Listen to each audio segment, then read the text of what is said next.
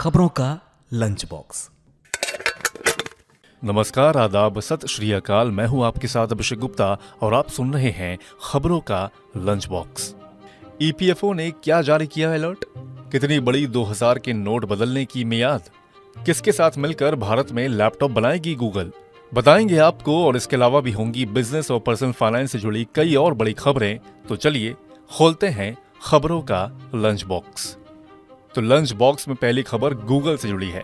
Personal computer और laptop जैसे device बनाने वाली कंपनी एचपी ने टेक कंपनी अल्फाबेट के गूगल के साथ पार्टनरशिप की है। दोनों कंपनियां भारत में क्रोमबुक लैपटॉप बनाएगी।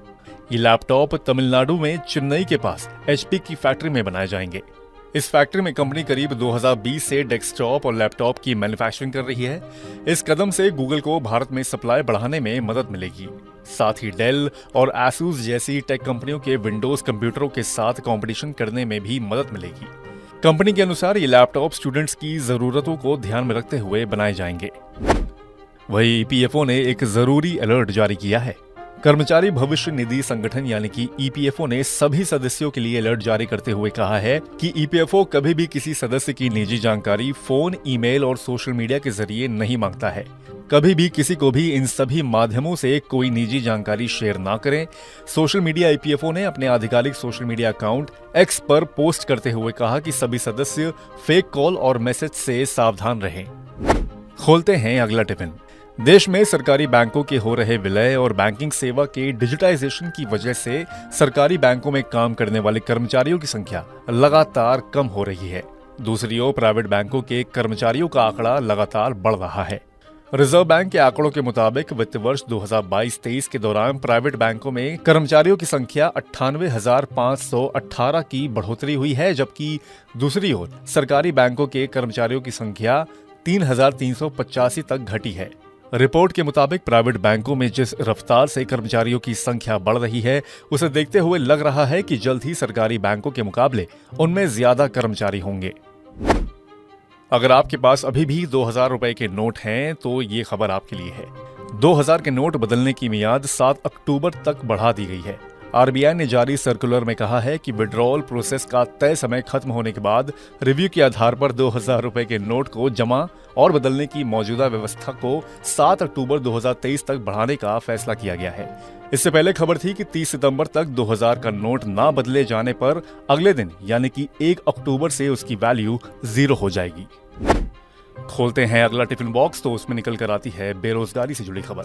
भारत में बेरोजगारी दर में गिरावट देखने को मिली है। सितंबर महीने में जॉबलेस रेट गिरकर 7.09% पर आ गई है, जो अगस्त महीने में 8.10% थी। बेरोजगारी दर सितंबर में एक साल के निचले स्तर पर आ गई है, क्योंकि कमजोर मानसूनी बारिश के बावजूद ग्रामीण क्षेत्रों में बेरोजगारी कम हुई है। Centre for monitoring Indian economy यानी कि CMIE ने बेरोजगारी दर के आंकड़े जारी किए हैं। CMIE के आंकड़ों के मुताबिक सितंबर में शहरी बेरोजगारी दर पिछले महीने अगस्त के 10.09% से गिरकर 8.94% पर आ गई है, जबकि ग्रामीण बेरोजगारी दर 7.11% से गिरकर 6.20% पर आ गई है। दक्षिण पश्चिमी जिम्बाब्वे में एक निजी विमान तकनीकी खराबी की वजह से रविवार को हीरे की एक खदान के पास दुर्घटनाग्रस्त हो गया। इससे उसमें सवार भारतीय खनन कंपनी रियोजिम कंपनी के मालिक हरपाल रंधावा और उसके बेटे समेत 6 लोगों की मौत हो गई। रियोजिम सोने और कोयले का प्रोडक्शन करने के साथ साथ निकल और तांबे को रिफाइन करने वाली एक प्रमुख खनन कंपनी है। यूपीआई ने सितंबर 2023 में 10.56 अरब ट्रांजैक्शन दर्ज किए। ये अगस्त में दर्ज 10.58 अरब ट्रांजैक्शन से थोड़ा कम है। हालांकि एक साल पहले दर्ज किए गए 6.78 अरब ट्रांजैक्शन से यह 55% ज्यादा है। यह लगातार दूसरा महीना है जब यूपीआई ट्रांजैक्शन ने 10 अरब के आंकड़े को पार किया है। National payment corporation of India यानी कि NPCI ने एक्स पर पेमेंट सिस्टम के ये आंकड़े शेयर किए हैं। NPCI ने यह भी बताया कि सितंबर 2023 में ट्रांजैक्शन की ओवरऑल वैल्यू 15.80 लाख करोड़ रुपए रही, जो अगस्त में 15.76 लाख करोड़ थी। वहीं एक साल पहले सितंबर 2022 में इसकी वैल्यू 11.16 लाख करोड़ थी। अब इसी के साथ खोलते हैं लंच बॉक्स का आखिरी टिफिन। अगर आप हीरो मोटोकॉर्प की बाइक या स्कूटर खरीदने का प्लान बना रहे हैं तो जान लीजिए कि आज से इनकी कीमतें बढ़ गई हैं। हीरो मोटोकॉर्प ने मोटरसाइकिलों और स्कूटरों की कीमतों में 1% की बढ़ोतरी की है।